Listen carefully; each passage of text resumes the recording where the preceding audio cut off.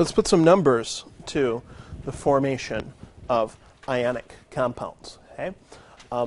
When we form an ionic compound from its elements, it's usually very exothermic. Okay? So this is making 1 mole of sodium chloride. That equation there, it takes the sodium. Okay? It takes a half mole of Cl2 because Cl2 is its standard state. Right? You can only get chlorine atoms in pairs like that. Okay? So enthalpy of formation, delta HF of sodium chloride, is negative 410 kilojoules per mole. That's highly exothermic. Right? It's negative because the system itself lost energy that it gave away. Okay? In real life, if you took some hot sodium and lowered it into a container of chlorine, it would give off a huge amount of heat and light. Okay? 410 kilojoules for every mole of NaCl that you're producing. Okay? So it's giving off a very large amount of energy, but it's going to be useful for us to think about where that energy comes from. When we add up the ionization energy of sodium and the electron affinity of chlorine, that doesn't quite do it for us. Okay? Here's ionization energy of sodium. Remember, that's how much energy it takes for us to pull an electron away. Okay? And Coulomb's law tells us that it's the opposite of putting opposite charges together. Okay? Pulling opposite charges apart requires force. Okay? So it's endothermic, right? It's plus 496 kilojoules per mole to remove an electron, okay? Even though we talk about that's what sodium wants to do, right? But still, it's removing opposite charges. Okay? It's pulling opposite charges apart. So literally, it is like pulling 2 magnets apart from each other. Okay?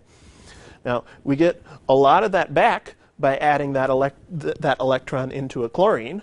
Okay? That electron just gets tossed in and it gets sucked right in, okay, because it's attracted to the nucleus in there. Okay? But that doesn't even give us all of our energy back. So just a single electron transfer from a sodium to a chlorine still takes energy. Okay? So that's not going to do it for us. When we're forming actual sodium chloride, okay, when we're forming a whole mole of it, we get a whole lot of energy back. So it has to be a lot more than just the individual electron transfer that happened. But remember, I said that forming an ionic compound is kind of in 2 parts. The electron transfer happens, but then we get these 2 opposite charges that then can attract. Okay? So bringing those opposite charged ions together, okay, that's going to be exothermic. That's going to be giving energy back. But even just doing that with isolated ion pairs isn't enough. Okay?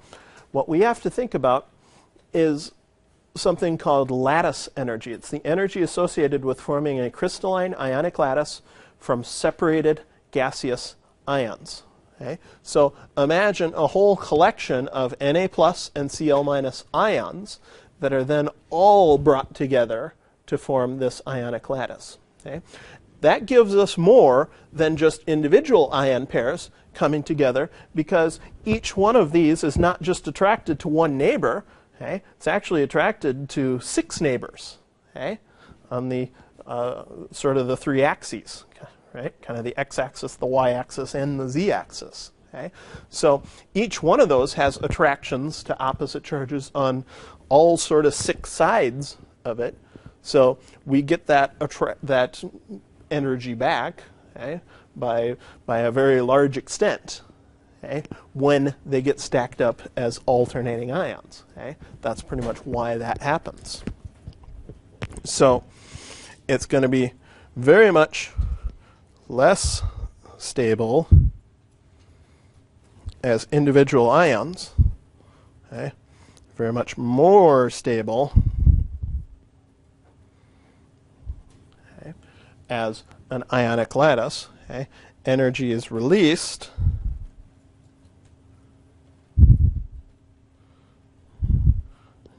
as predicted by Coulomb's law again, bringing all of those opposite charges together, and not just 2 at a time. Okay? Essentially, every one has 6 around it, and each of those has 6 around them, and so on. Okay? So pretty much all of those interactions get added up in order to make overall, okay, right here, make a little note to yourself, energy released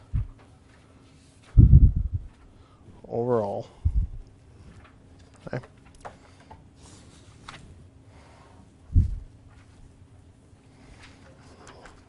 So let's talk about lattice energy as a periodic trend. Okay. This is going to have to do those same periodic trends that we learned before. Those can all be explained in terms of Coulomb's law. Okay. We talked about attraction and repulsion within a shell. Okay. We talked about the extra distance that an additional shell adds on. All those things are Coulomb's law type interactions. Okay. So let's compare chlorides of lithium, sodium, potassium, and cesium. And we've got pictures of all of those. Really the only thing that's different in all those is the width, is the radius of the cation, of the positive ion, right? Because we're adding an additional shell on each time. Okay? Those additional shells make those positive ions larger, okay, each time. Okay? Lattice energy, at least the way our book defines it, lattice energy is negative because we're bringing those ions together. Okay? So I want us to try to figure out what's going to happen here to lattice energy. Think of lithium and chlorine, okay, being the closest together.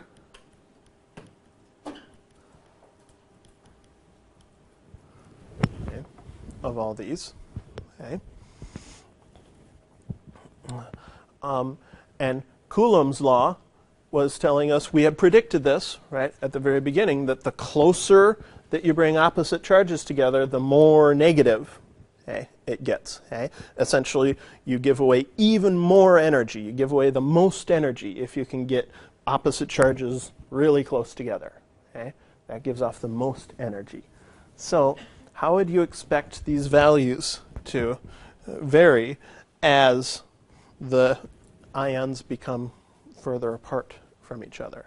They're all still going to be negative, so that's what lattice energies are, but are they going to be more negative or are they going to be less negative? What do you think? I heard less negative. Let me write the values in here. 787, 701, 657. Okay? Less energy is released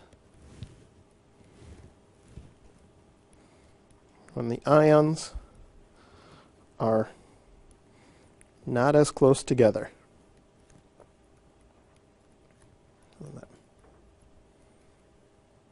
Okay. Does that make sense to everybody? If we're bringing ions together, if we're starting with them far apart, okay, that's essentially, if they're way far apart, that's essentially energy of 0. They have no interaction. Okay? Bringing them closer together, it becomes more negative. We get more energy out as they get closer together. Okay? But really small ion like lithium can cozy up really close to that negative ion. We get the most energy out, okay, by bringing them as close together as possible. Bigger ions have to kind of stop before they get to the kind of that close. Okay? So that's the effect of ion size. Okay? Let's compare ion charge. There's sodium fluoride minus 910. Okay? What we're going to compare it with is calcium oxide. Okay? And the main difference between those two compounds are the charges, right? What are the two charges in sodium fluoride? What's sodium?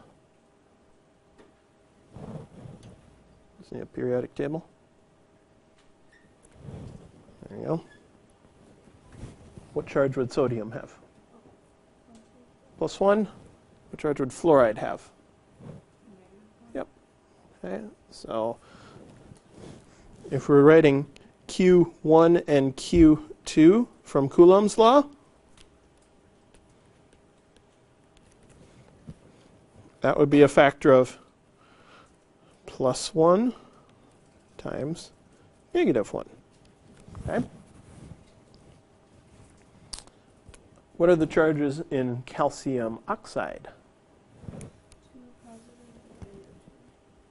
+2, -2. Okay? So Q1 times Q2 was on top of the fraction in Coulomb's law. Okay? So if we get 910 kilojoules out, okay, when we bring a sodium ion close to a fluoride ion, okay, if we assumed that the distances are about the same, and they actually are pretty close, okay, with calcium and oxide, we're going to get more energy out, clearly, because those numbers are bigger and they're on top of the fraction. Okay? About how many times more energy should we get out? Should we be getting out twice as much energy? Oh, 4 times. Okay? We had just 1 on top of that fraction here. Okay? That's a multiply. Q1 times Q2. +2 times -2, that's -4. Okay? We should be getting out maybe about 4 times as much energy. Here's the actual number, -3414.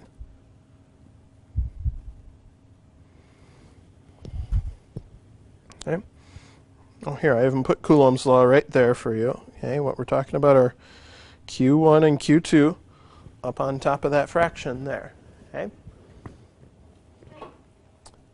Now, I put the melting point of sodium fluoride there because when an ionic compound melts, we have to add enough energy in order to get those ions apart from each other. We essentially have to overcome the lattice energy, okay, to get those ions moving. When it's a liquid, they're flowing. Okay? They're at least moving. Okay? So 993C is the melting point of sodium fluoride. Okay? Calcium oxide, higher, lower melting point? What do you think? It's going to be higher. Okay? Any guesses? If it were Kelvin, okay, it would probably be pretty close to 4 times more. Okay? In Celsius, it's not quite that much because of that 273 issue that's in there, but it's pretty darn high, 2572. Okay? But that totally comes from, okay, higher lattice energy. Well, I don't know about higher. Let's say more negative. There we go. You got to be careful with higher and lower when we get negative numbers. So more negative lattice energy. That essentially means stronger ionic bonds.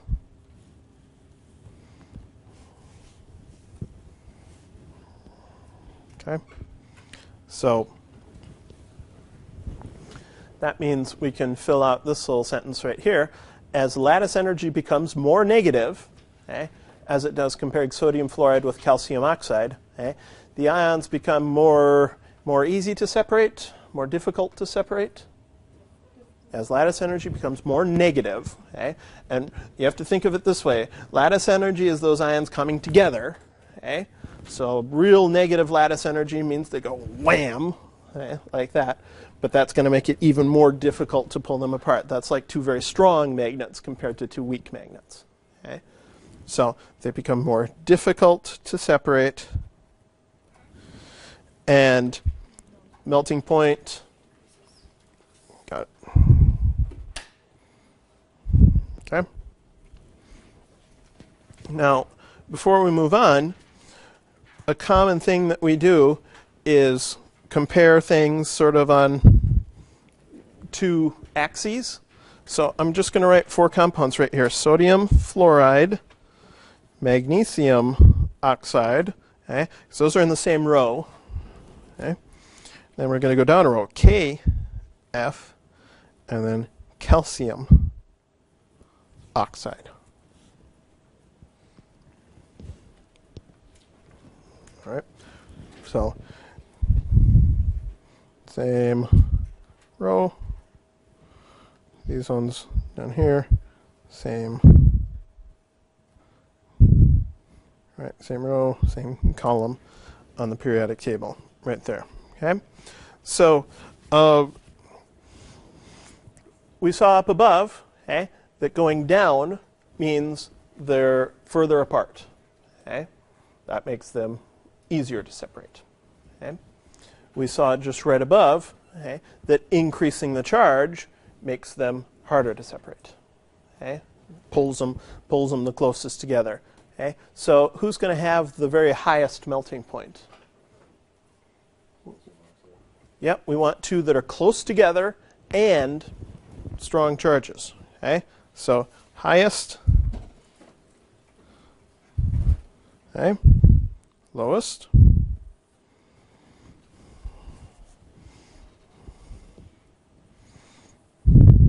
because they're close and they have larger charges. Here they're far and with smaller charges. But then, to figure out what order these ones are, we have to ask ourselves, is charge more important or is distance more important, at least going down one on the periodic table? Okay? Look at how these values change. Okay? Here's going down a shell on the periodic table. Okay? Look at how much those change. Okay? Here's bumping our charges from singles to twos. So what's the dominant effect here? Yeah, the charge is the dominant effect here. Okay?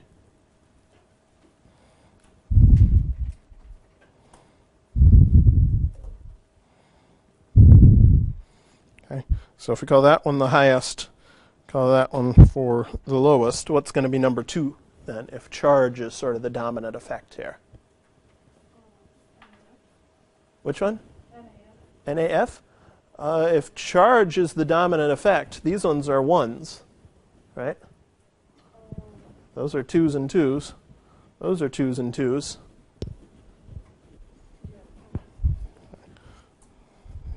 There we go. Okay. So this one is going to be just a little bit less in lattice energy, right? Just like going down those columns were. Okay? And then that one's going to be a little bit less. But moving from the big charges to the little charges, that's going to be the major effect there. Okay? Excellent place for us to stop.